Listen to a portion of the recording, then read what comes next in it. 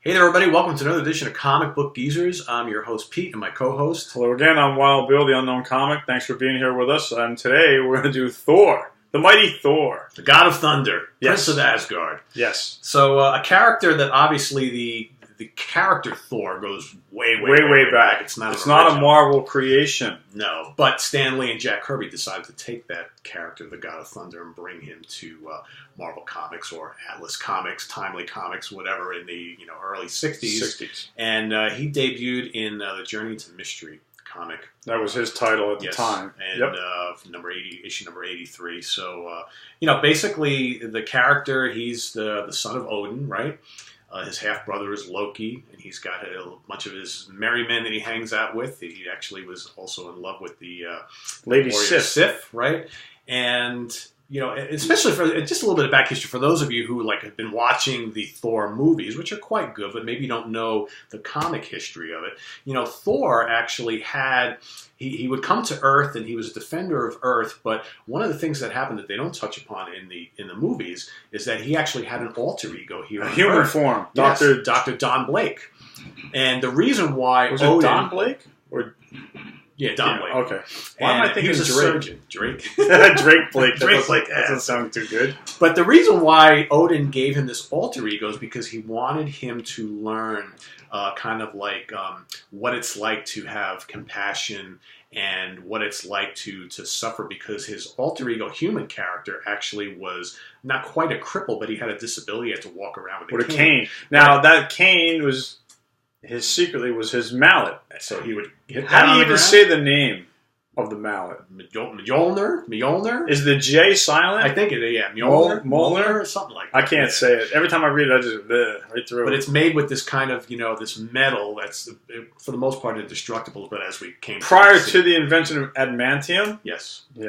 Forged by the gods. I forgot there's episodes of who made it for him, but it's a special weapon. It's kind of like a boomerang. When Thor throws his hammer, it comes back to him. And only he can pick it up. Right. He's the only one who can pick it up. Other guys have tried. Now, they have had other people throughout the history of Thor up until now today where people have been able to pick it up. Yep. Which I think is a bunch of crap. Yeah, it's totally a bunch of crap. Even the Hulk couldn't pick it up. No, it's on the floor. He can't move it. And then if Thor doesn't keep in touch with his hammer for 1 minute, he will flip back to his human form. Yes.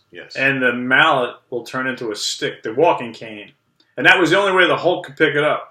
Yep. When it turned back to a stick. And when he lifted up, he finally lifted up the hammer. He's like, What was really kind of a weird thing about the whole alter ego thing is, he was a surgeon, so he had a job to do. People who as a doctor. Him. But he would turn back into Thor and go off to Asgard for weeks and he months. could fly with the hammer. Yeah, but then he would come back and he'd go turn back into Dr. Blake, and his coworkers would be like, "Oh, where have you been for the last couple of months? You keep this strangely disappearing." It's worse than Clark Kent from That would make no sense today. But, again, this is the 60s, so obviously this kind of stuff happens. It's all comic books. You can get away with it in the comic book world. Yeah. So start showing some of these books. Yes. So the oldest one I have is number 114. And it's very notable because it's got one of the coolest villains, the debut of one of the coolest villains. Bill and I both love this villain, and that's the Absorbing Man. Yeah, move in.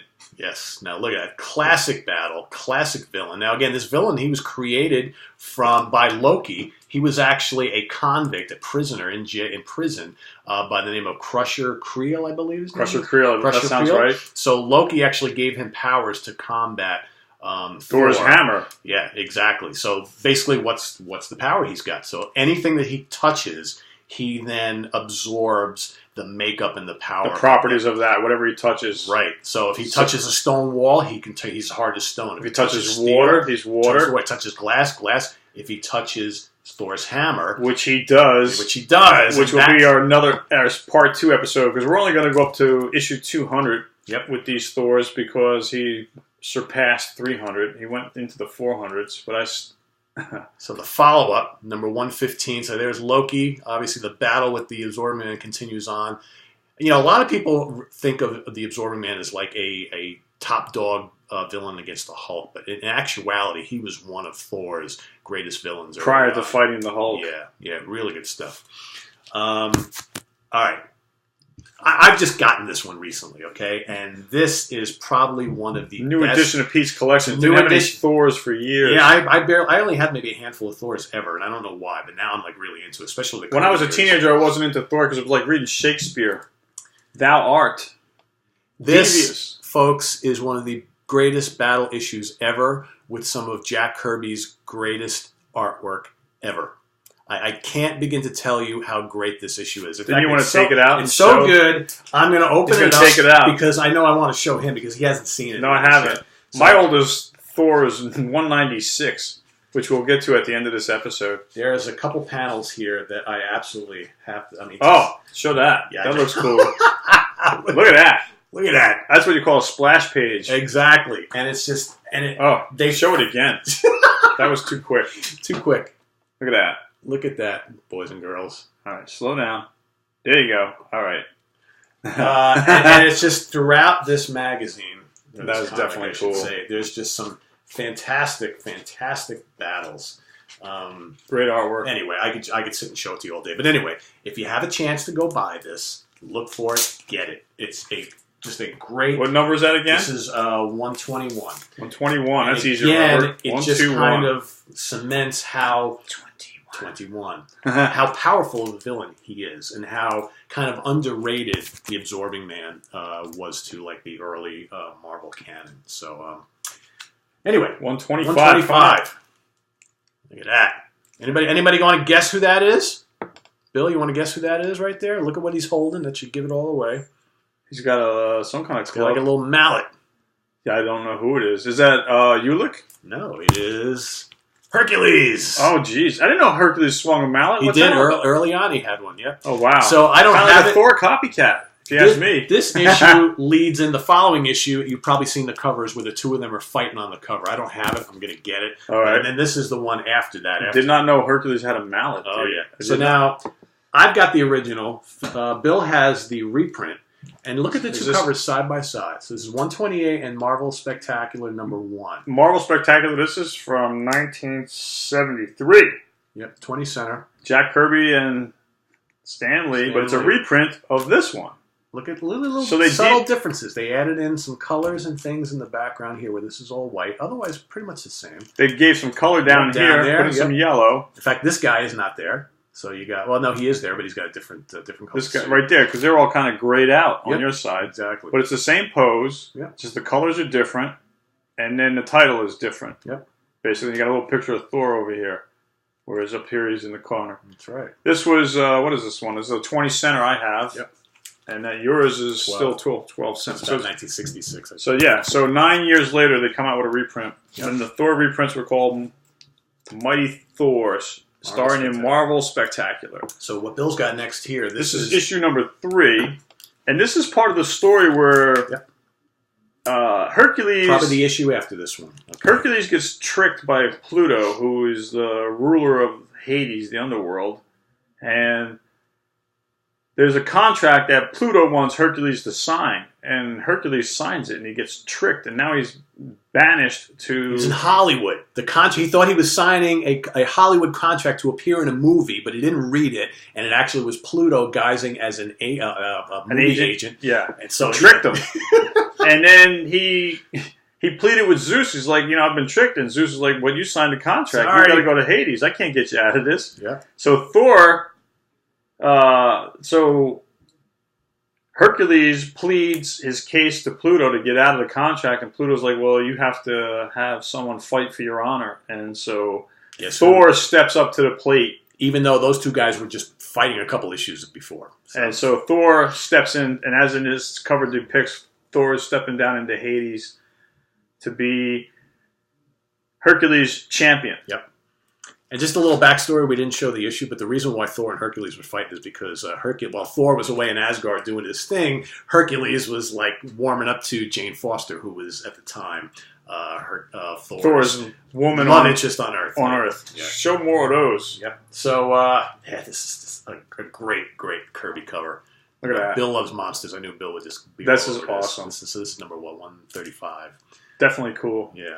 All right, let's pick up the pace here, man. We got a big stack. I got a big We're stack. 10 minutes into this already. 142, the Super the Skrull. Yeah. Wow. And if Fantastic Four fans, you know the Super Skrull is a big villain of them because he's got the powers of all four of them combined. And the Skrull was also enemies with Captain Marvel. The Kree. Yep, that's right. So here we've got Thor fighting one of his arch villains, the Destroyer. Look at that guy, man. Definitely cool. Basically another robot villain, okay, but super powerful.